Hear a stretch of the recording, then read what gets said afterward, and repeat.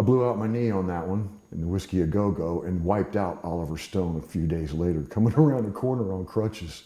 Ran right smack into him, knocked his on his ass. He laughed his ass off, and my career was launched. Sometimes when you look at a book, the pages might be just a little worn. And if you look at a person, well, there might just be a touch of gray around the edges. It lets us know, I suppose, that the book has been read and that the life of the person has been lived. Here's just a few pages, if you will, from one of the chapters of the stories and life of Richard McDonald.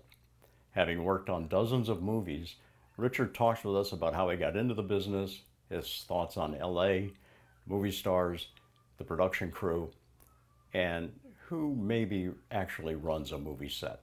Yeah, I was in Los Angeles. I went out there to go to Musicians Institute of Technology to study theory, music theory, and vocals. Graduated and didn't know what the hell I was going to do next.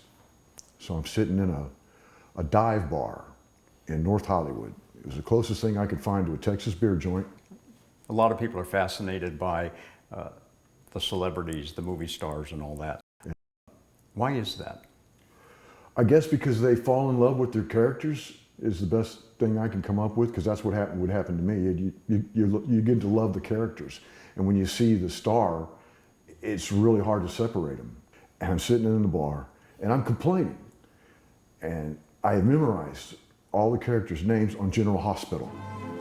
And I was getting hooked on soap operas. And I'm like, what am I going to do? And this guy sitting next to me, Noel O'Reilly, he's like, well, I've got a bit of work for you if you're interested. I'm like, well, okay. Yeah, what kind of work do you do? Production.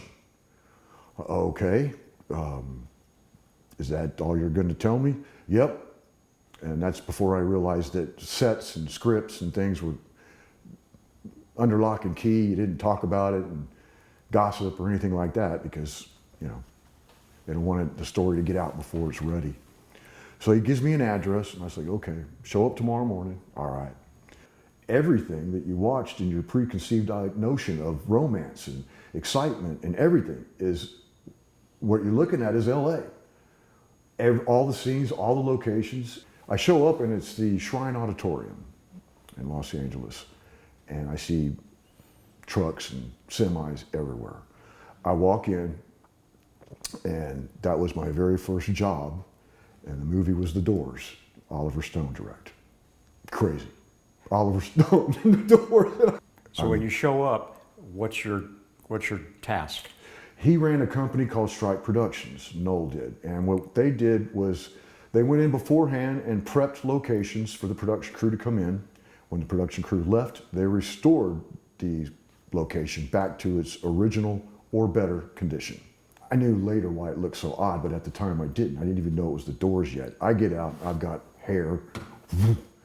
I look like I was in the cast, but I ran over and I grabbed this bag, and that was my gig for the first week, as I went around to the production vans and trailers and collected the trash, threw it away.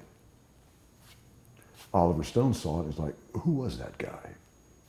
That's how they learned about me. And I didn't stay picking up trash. And that's how it started. And I think it would be surprising to people that that's how a lot of careers start in LA, these absolute chance encounters. Pretty much all of them, unless you're born into it. If you're royalty, it's just a given.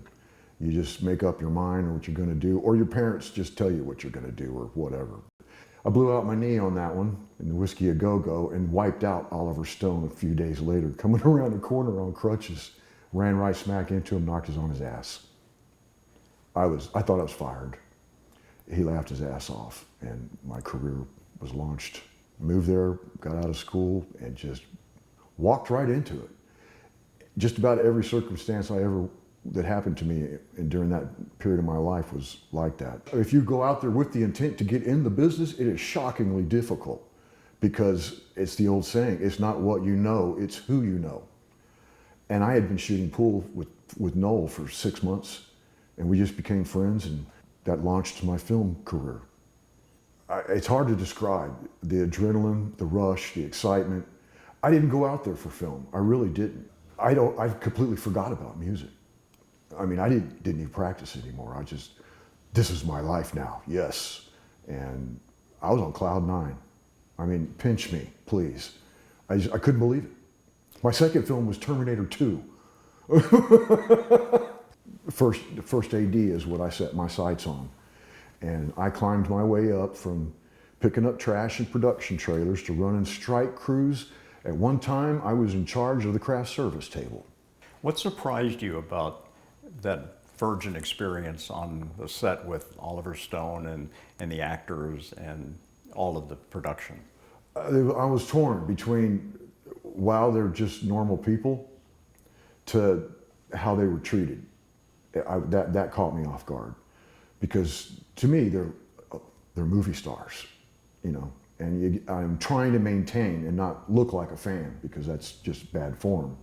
You don't ask for autographs or anything like that and stuff. And hanging out at the craft service and chatting with Meg Ryan, it's like, you know. But then I later realized that sadly they're just the cast.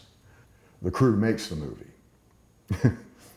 So the crew has a bit of an attitude, because we make the movie. You're the talent. Another friend I made on the set, Val Kilmer. He wasn't real big yet. Top Gun was a hit, but it was, you know, it was kind of sheer excitement, adrenaline movies. He never left character, ever.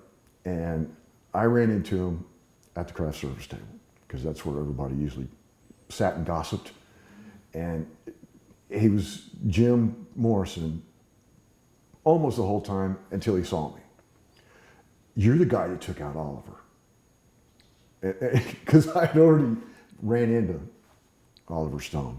And that was enough for him to like act normal. I can't believe you do that. You know how many people in Hollywood would like to knock that guy on his ass? So the crew has a higher standing on the set. Absolutely, absolutely. And that I wasn't expecting.